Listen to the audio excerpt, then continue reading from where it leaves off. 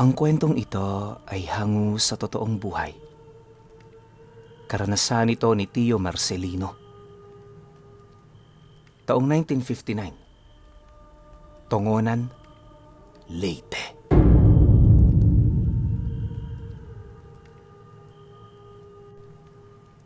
Kapag nagagalit ang panahon at may subasko sa kalupaan, tumungo ka sa tuktok ng Aminduin. Hanapin mo ang rebulto sa bato at kunin mo ang bagay na itinatago ng palad nito. Makinig ka, anak.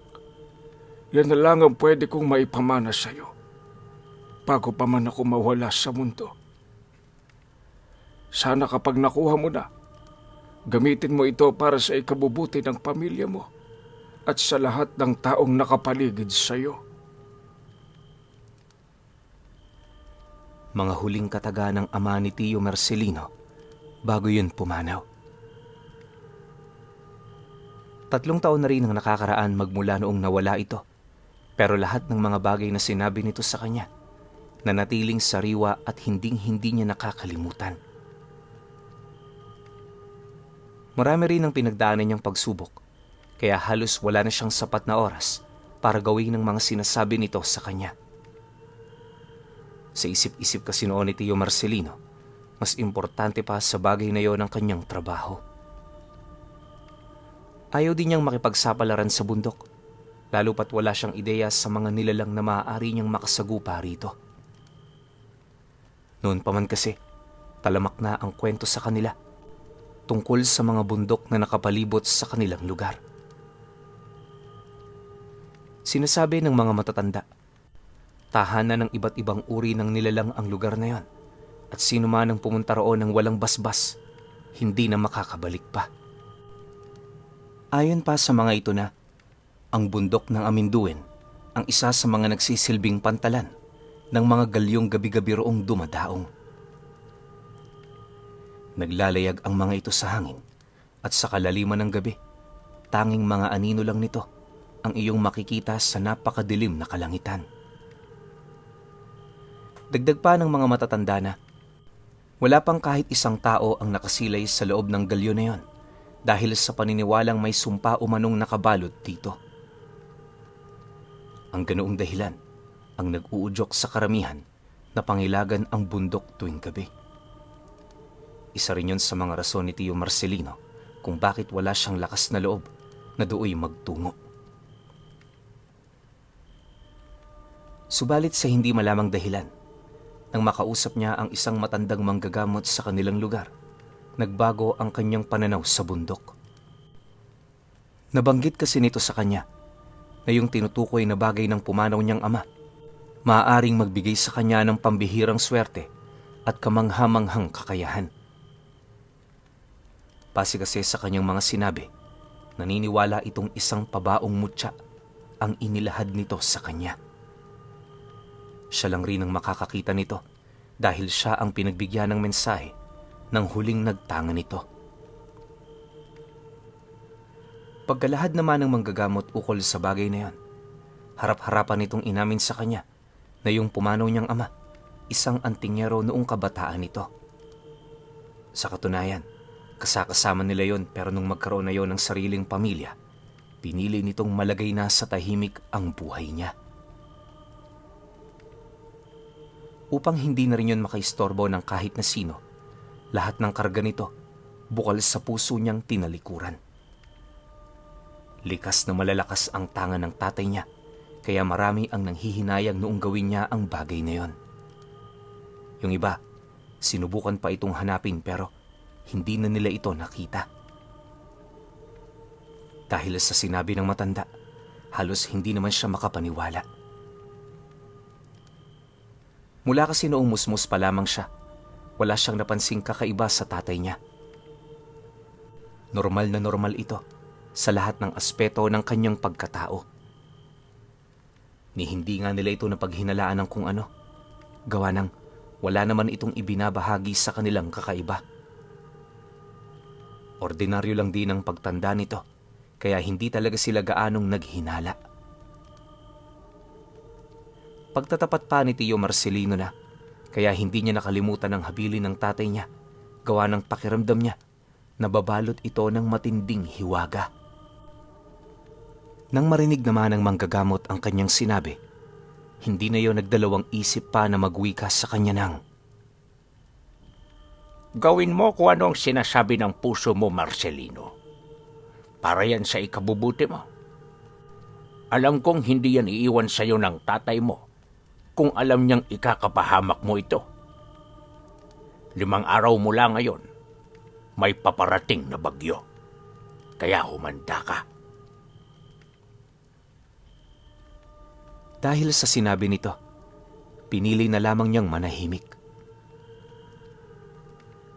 Makalipas pa ang ilang minuto nilang pag-uusap, minabuti na rin niyang umalis sa bahay ng matanda para makauwi na. Sa pagbagtas naman niya ng daan, mariin niyang pinag-isipan ang kanyang mga nalaman. Habang tumatagal, tila bang nakukumbinsi na itong si Tio Marcelino na gawin ito. Sa paglipas pa ng mga araw, nagpatuloy ang mga katanungan sa kanyang isipan hanggang sa kalaunay nagpasya siyang gawin ang kanyang nais. Pagtungtong naman ang araw ng pagpasok ng bagyo sa kanilang lupain, palihim naman siyang naghanda. Habang malakas ang buhos ng ulan sa labas, naging abala naman siya sa pagligpit ng mga gamit na kanyang dadalhin. Ang tanging panangga niya lang dinoon sa ulan ay yung malapad niyang salakot na ginawa niya gamit ang dahon ng anahaw. Makalipas pa ang ilang minuto, agad naman siyang pumasok sa sala ng bahay nila para magpaalam sa kanyang asawa. Inabisuhan niya yung tutungo lang siya sa kanyang nakatatandang kapatid upang humingi ng makakain. Nang marinig naman ito ang kanyang sinabi, di naman yun tumutol, gawa ng aminado rin itong nagtitipid na sila sa kanilang pang-araw-araw. Pagkakuha naman ni Tio Marcelino ng pagsang-ayon ng kanyang asawa, dali-dali naman siyang lumabas. Mabilis niyang tinahak ang daan patungo sa paanan ng bundok at pagdating niya rito, walang pagdadalawang isip niya itong inakyat. Habang tumatagal, ramdam niya ang pagbigat ng kanyang katawan. Napakalakas ng hangin at bawat pagpatak ng ulan, halos singlaki na rin ang barya. Napakadilim na rin ang paligid dahil sa mga mababang ulap at masyado nang madulas ang mga daang kanyang tinatahak. Ayon nga kay Tino Marcelino, tuwing umiihip noon ang hangin, hindi niya maiwasang kumapit sa puno. Sa sobrang lakas nito, maaari siya nitong matangay kung hindi siya sisilong sa lilim ng mga kahoy na naroon. Ganon at ganon ang kanyang ginawa hanggang sa kalaunay makarating na siya sa tuktok ng bundok.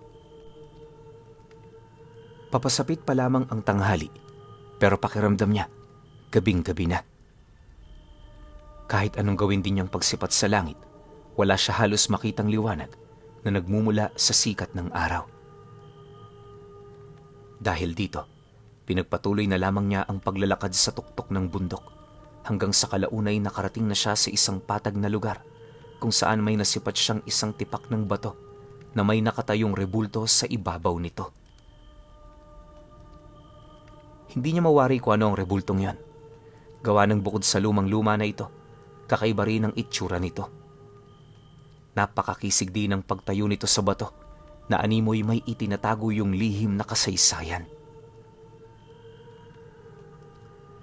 Paglalarawan naman ni Tio Marcelino sa isang rebulto, isa yung makisig na lalaki na walang pang-itaas na kasuotan. Abot bewang rin ang taas nito at nakataas ang 2 kamao nito. Nababalot naman ng saya ang pang-ibaba ng nilalang, tapos may mga pulseras ito sa kanyang mga binti. Sa lapag din ng batong yan, may iba't ibang uri ng sandatang nakahulma sa bato na animoy isa yon sa mga tangan ng nilalang noong kapanahunan nito. Matapos naman yung masilayan ni Tio Marcelino, narinig niya ang malalakas na dagungdong sa langit kasabay ng pagtunog ng isang plauta na hindi niya mawari kung saan nagmumula. Dala naman ang kanyang kuryosidad, Dali-dali naman siyang sumilip sa pinakagitnang bahagi ng bundok na binabalot ng ulap at doon na nga niya nakita ang isang malaking galyon na ubod na ng luma. Kahit malayo yon sa kanyang kinaroroonan, rinig na rinig niya ang sigaw ng mga nilalang na nasa loob nito. Matapos naman niya yung masilayan, hindi na rin siya nag-alangan pang bumalik sa rebulto para kunin ang pakay niya rito. Paghawak naman niya sa katawan ng bagay na yan, napansin niyang napakalambot nito, kaya madali niyang naibuka ang mga kamao nitong nakasarado. Maingat niya yung binuksan at pagbukas niya ng kanang kamay nito, tumambad sa kanya ang isang puting suso na binabalot ng malakas na puwersa ng hangin na umiikot sa paligid nito. Pagsilay naman ni Tio Marcelino sa bagay na yan, hindi niya mawari kung ano ang kanyang gagawin. Di pa man kasi niya ito nahahawakan, alam niyang nagtatangan ito ng espesyal na kakayahan.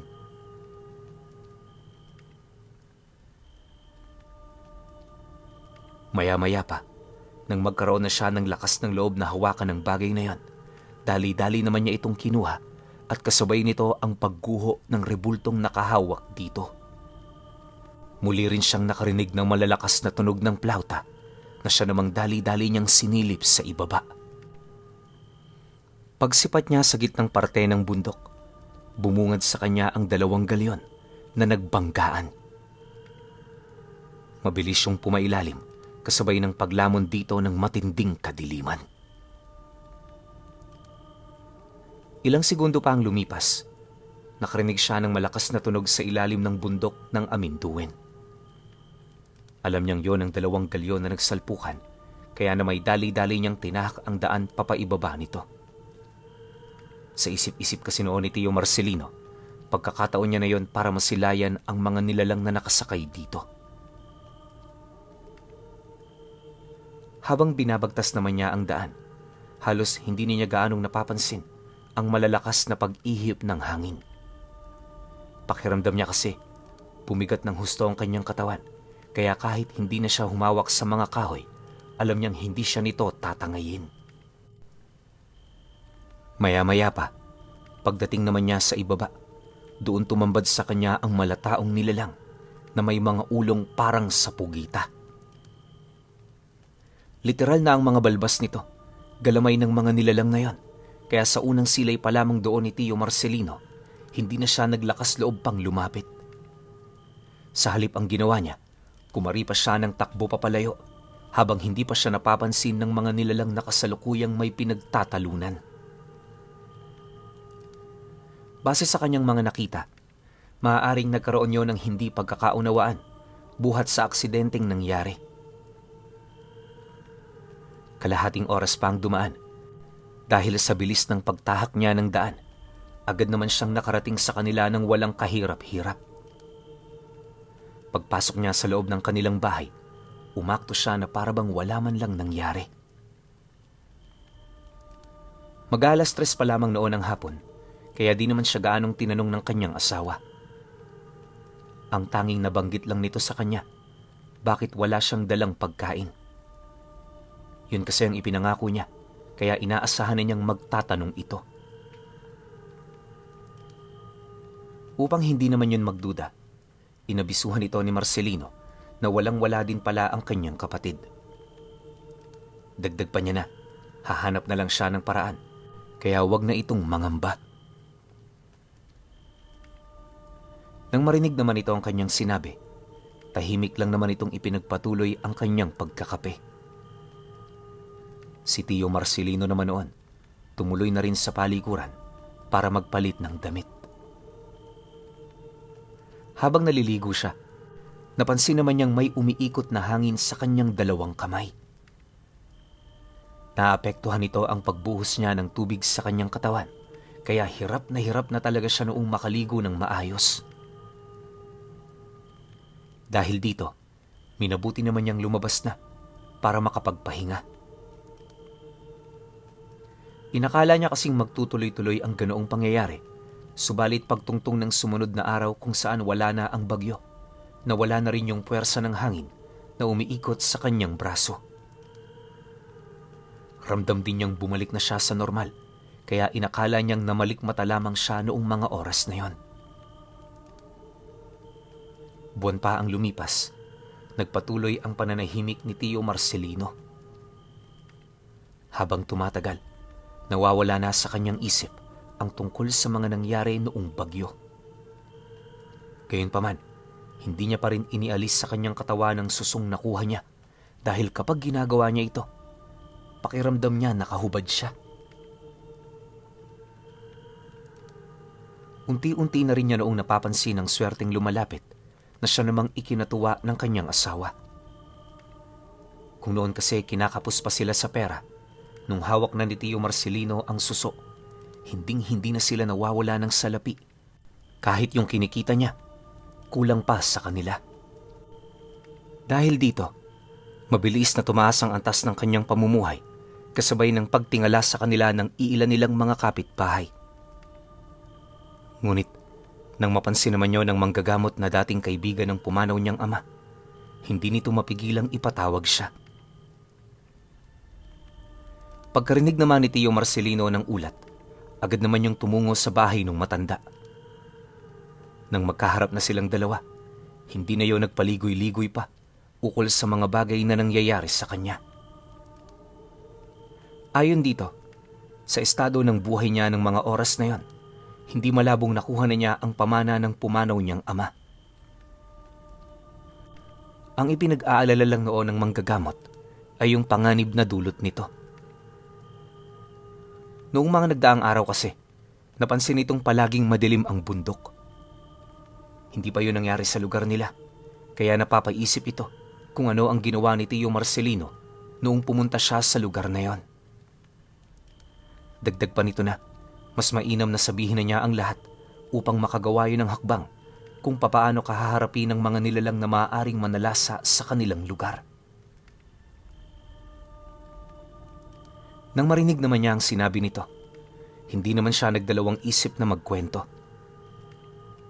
Matapos malaman ng manggagamot ang lahat, laking gulat na lamang niya nang mapamura yon habang sumasagot sa kanya ng, Talaga bang yan ang nangyari? Kung ganon, nasa peligro ang buhay mo, Marcelino. Alam mo ba kung anong mga nilalang na yon? Kung dito sa kahariang nasa lupa, may mga masasama. Sa kahariang pumapagitna sa ikatlong langit at mundo, may mga nilalang ding naninirahan. At ang mga galyong nakita mo, sinasakyan ng mga nilalang na nagmula sa kahariang yon. Para silang mga aswang, ngunit kapag nakikita sila ng mga tao, para silang mga anghel, buhat sa ganda ng kanilang anyo. Huwag kang magpapadaya. Maging matalino ka sa lahat ng oras. Matapos naman itong mailahad ang mga bagay-bagay, agad naman siya nitong inabutan ng libreta na naglalahad ng pinagmula ng mga nilalang na yon. Pagbuklat naman niya rito, halos hindi niya mawari kung papaano nagkaroon ito ang manggagamot. Makalipas pa ang kalahating oras na pagbabasa, inabisuhan naman siya ng matanda na iwasan niyang umalis ng madalas sa kanyang tahanan. Maaari kasing natunugan na siya ng nilalang, kaya hindi yun titigil hanggat hindi nito nakukuha ang mutyang pagmamay-ari niya. Sa proseso ng pagbawi nito, maaaring may madamay, kaya kinakailangan niya itong mapaghandaan. Nang marinig naman ni Tio Marcelino ang tungkol sa bagay na yon, hindi naman siya nagdalawang isip na sumunod. Pagkatapos ng kanilang naging pag-uusap, agad naman siyang umuwi sa kanila para pag-isipan ang mga gagawin niya. Ilang gabi pa ang dumaan, nanatili namang pangkaraniwan ng lahat. Ganun pa rin naman ang ganap sa bahay nila. Maaga silang natutulog, tapos gigising din sila ng maaga. Ang kaso lang, habang mabilis na lumilipas ang mga araw, may nararamdaman siyang kakaiba sa kanilang tahanan. Hindi niya mawari pero pakiramdam niya, may nagmamasid sa kanila. Dahil dito, nagsimulang makiramdam itong si Tio Marcelino hanggang sa kalaunay may nasipat siyang isang kakaibang hayop na nagtatago sa kisame ng kanilang bahay. Napakadulas ng nilalang na yan at sa unang tingin, akalain mong isa itong hayop na nagmula sa ilalim ng karagatan. May mga galamay din yon, kaya nang makita niya ito, agad naman niyang napagtanto na maaaring alaga yon ng mga nilalang na kanyang nasilayan sa paanan ng bundok. Walang sabi-sabi. Agad naman niyang dinakot ang nilalang na yon, sabay tapo nito sa nagbabagang apoy na nasa kalan. Paglapat naman doon ng nilalang, sinubukan pa nitong umalis doon pero hindi niya yun pinahintulutan. Makalipas pa ang ilang minuto, tuluyan na nga yung natupok kasabay ng paglalabas nito ng hindi kapani-paniwalang amoy. Upang hindi naman yun malaman ng kanyang asawa, pagsilay niyang patay na ito, dali-dali naman niyang tinapon ng labi nito sa labas ng bahay nila. Sa pagsapit naman ng gabi noong mismong araw, laking gulat na lamang ni Marcelino nang may masipat siyang mga taong naglalakad sa daan nung isasarado na niya ang kanilang pinto. Noong una, inakala niyang mga magsasaka lang itong papauwi na, pero pagtitig niya sa mga ito, may nasipat siyang parang mga galamay ng pugita na nakakapit sa kanilang mga muka. Yung iba sa mga galamay ng nilalang na yan, nakapasok sa bunganga ng mga biktima nito na parang yon ang kanilang pamamaraan para makontrol ang buo nitong katawan. Matapos naman yung masilayan ni Tio Marcelino, napahawak na lamang siya ng mahigpit sa puting susong nakuha niya sa bundok. Dali-dali rin niyang isinarado ang pinto sa paniniwalang hindi sila ang pakay ng mga nilalang na yon. Kaso lang, sa paglalim pa ng gabi, di na talaga siya makatulog. Napakarami niya kasing naririnig na ingay na siya namang nagpapagising sa kanyang kamalayan. Hindi naglaon nang hindi na niya maatim ang mga sigaw at paghingi ng tulong na kanyang naririnig. Nagpasya na siyang pumanhik ng sala upang pakalmahin ang sarili niya. Pero habang nakaupo siya roon, patuloy pa rin ang mga tinig na yon. Nang akmang mawawala na siya ng bait, hindi na siya nagdalawang isip na lumabas, bitbit ang kanyang sundang. Habang naglalakad siya papalabas, panay naman ang kanyang pagsigaw, ngunit sa kasamaang palad walang nakakarinig sa kanya. Maya-maya pa, nang marating na niya ang daan patungo sa sentro ng baryo, doon na tumambad sa kanya ang isang malaking galyon sa langit.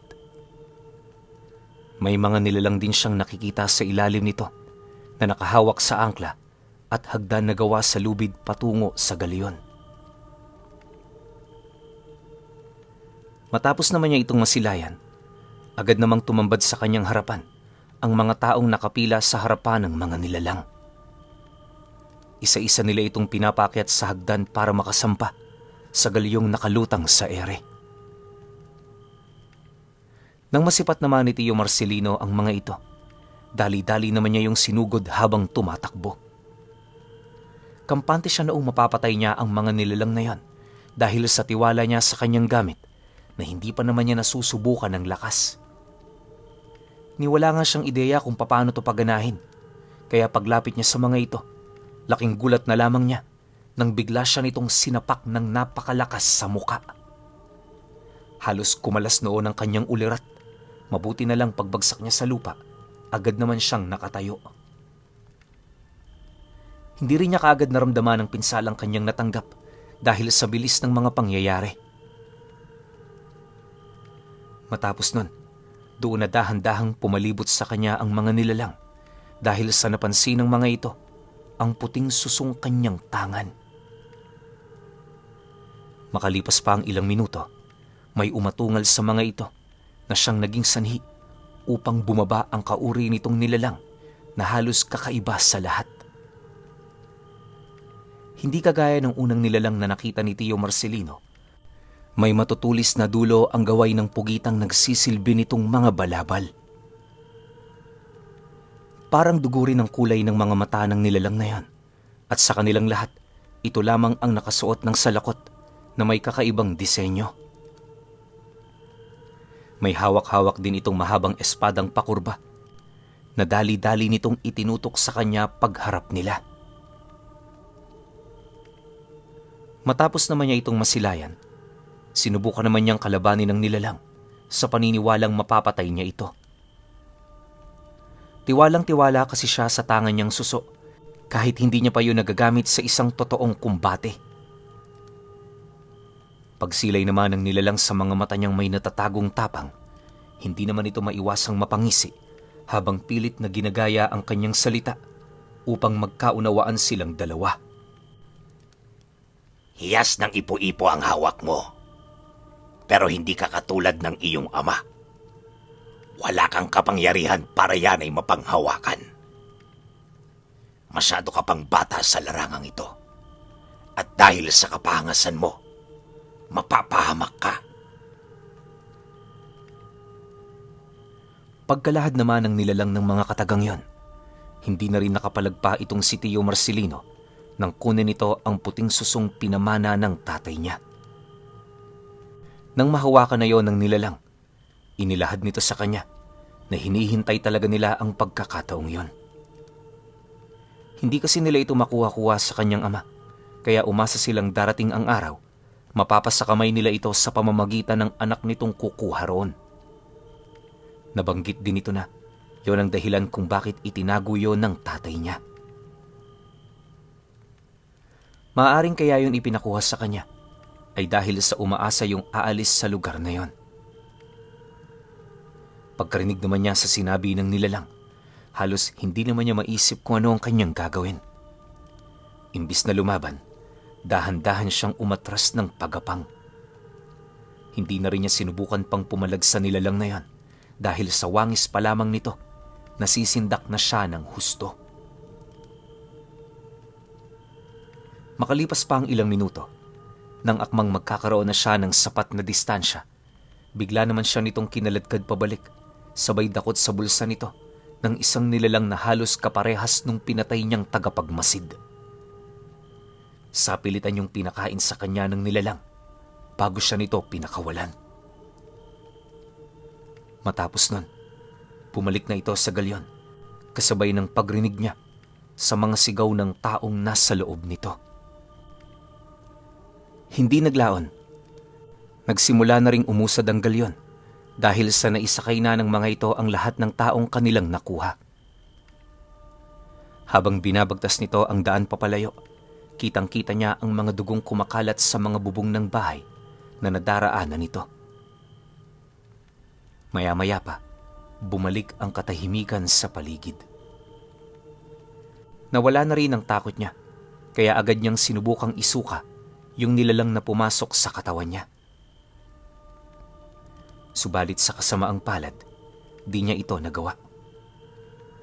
Humingi pa siya noon ng tulong sa kaibigan ng kanyang ama. Ang kaso lang wala na rin itong nagawa pa para mailigtas ang buhay niya.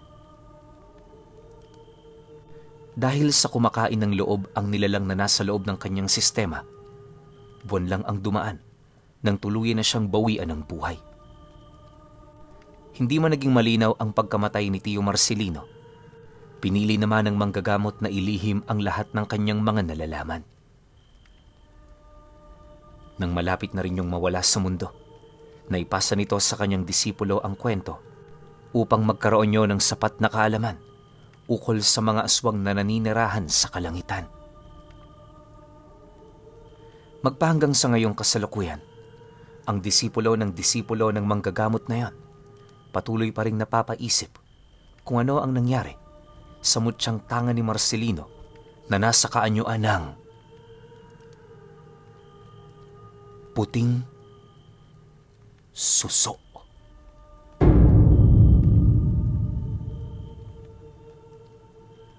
Okay. Opinyon ko sa kwento. Grabe, nagulat ako sa kwento na to, no? Hindi ko ine-expect.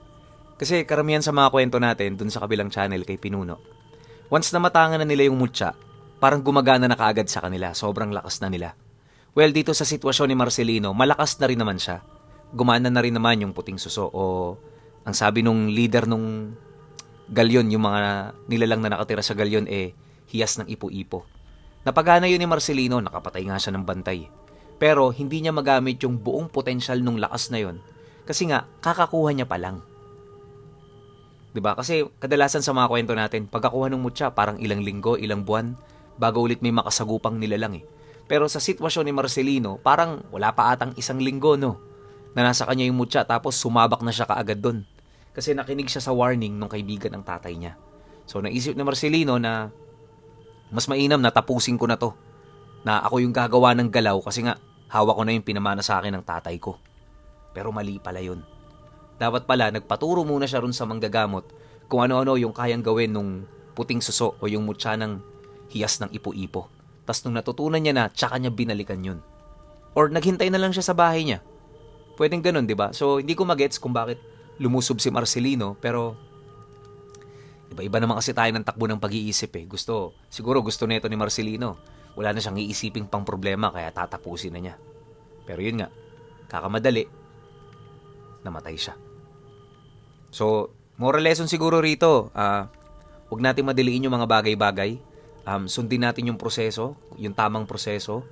Tapos, huwag tayo magpabara-bara sa mga galaw natin. Pag-isipan natin ng maigi. Kasi, alam naman natin sa mga sarili natin na darating din yung tamang pagkakataon. Pero syempre, kayo pa rin. Kung may opinion kayo sa kwentong ito, comment nyo lang sa baba. Yun lang. Hanggang sa susunod na kwento. Salamat.